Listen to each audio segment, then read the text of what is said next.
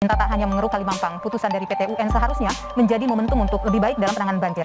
Pengamat tata kota Nirwono Yoga mengatakan, putusan Hakim PT UN untuk mengeruk Kalimampang baru bersifat jangka pendek. Pemprov DKI harus memperbaiki saluran drainase dan menambah area terbuka hijau sebagai penanganan banjir jangka panjang.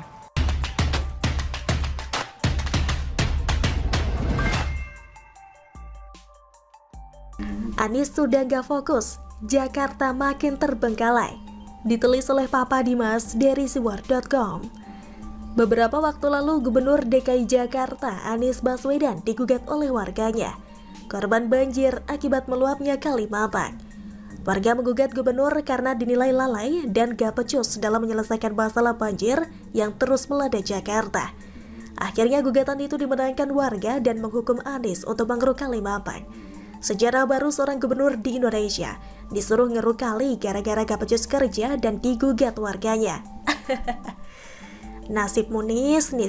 Akhirnya, Anies menugaskan bawahannya untuk melakukan pengerukan dan berjanji untuk melakukan penerapan Kalimampang berdasarkan putusan PT UN nomor 205/G/TF/2021/PT UN.JKT.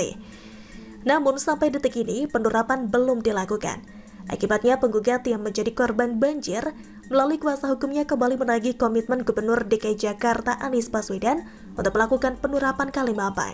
Pasca dicabutnya banding pada 22 Maret 2022, belum terlihat dilakukannya penerapan Kalimampang. Hal ini berdasarkan peninjauan penggugat ke Kalimampang pada 12 April 2022. Kata kuasa hukum penggugat Francine Wijoyo dalam keterangan pada Jumat 15 April dikutip dari detik.com. Francine mengatakan saat peninjauan penggugat ke Kalimampang pada Selasa 12 April lalu, terlihat 2 alat berat dan hasil pengerukan yang menumpuk di Kalimampang. Francine berharap penerapan Kalimampang dapat dituntaskan sebelum masa kerja Anies sebagai Gubernur DKI berakhir. Kami sudah menunggu komitmen Pak Anies menuntaskan penerapan Kalimampang sesuai keputusan PT UN. Semoga bisa tuntas diterap sebelum masa kerja Pak Anies sebagai Gubernur DKI Jakarta berakhir pada Oktober 2022. Jelas Francine. Apa sih penerapan itu? Turap atau retaining wall atau dinding penahan tanah berfungsi untuk menahan gaya tekanan aktif tanah maupun air. Pada umumnya retaining wall diaplikasikan pada tanah berpermukaan miring agar tanah tersebut tidak mudah goyah dan tahan terhadap guncangan. Jika turap diaplikasikan di Kalimampang, setidaknya dapat mengurangi longsor bantaran kali, sehingga tidak terjadi pendangkalan sungai yang mengakibatkan banjir. Namun sampai detik ini belum juga dilakukan oleh Pemprov DKI Jakarta. Komisi D DPRD DKI, fraksi PDIP, Yuke Yurika, menyebut penerapan seharusnya bisa segera dilakukan.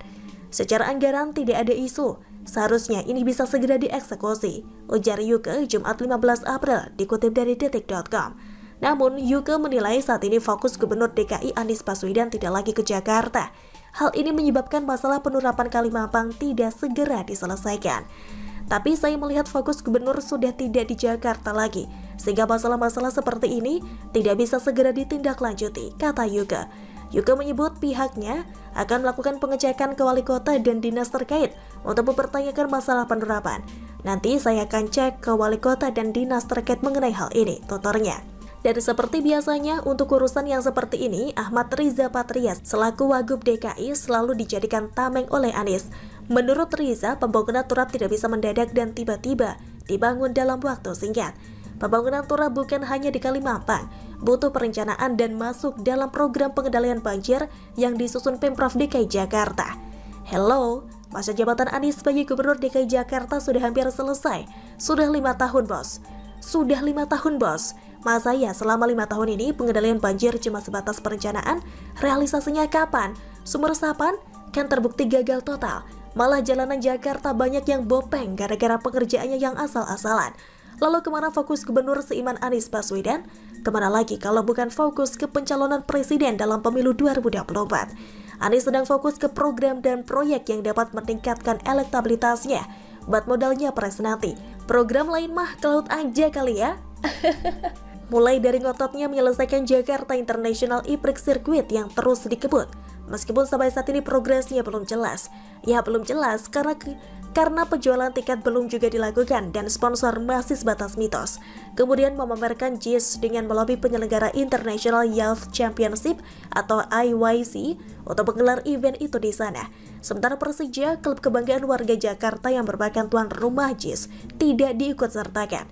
Belum lagi sibuk bikin baliho ucapan selamat menunaikan ibadah puasa yang juga terdapat tulisan Anies Baswedan for Presiden 2024 seperti yang terlihat di beberapa titik di Bekasi. Meskipun pemasangan dilakukan oleh Partai Persatuan Pembangunan atau PPP setempat, sangat tidak mungkin tanpa sepengetahuan dan persetujuan Anies Baswedan. Setuju? Begitulah kura-kura. Bagaimana menurut Anda?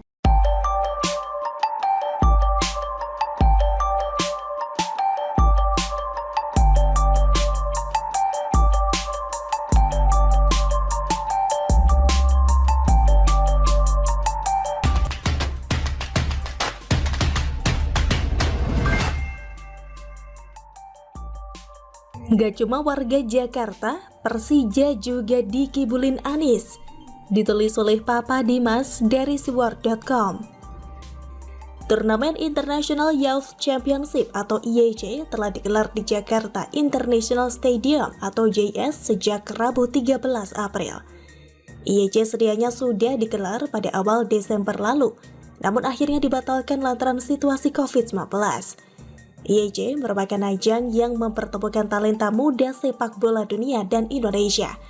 Selain itu, ajang IYC juga sebagai momen soft launching Jakarta International Stadium yang merupakan stadion modern teranyar di Jakarta. Sebanyak 4 tim peserta akan saling menguji kekuatan di ajang IYC yang dihelat di JS.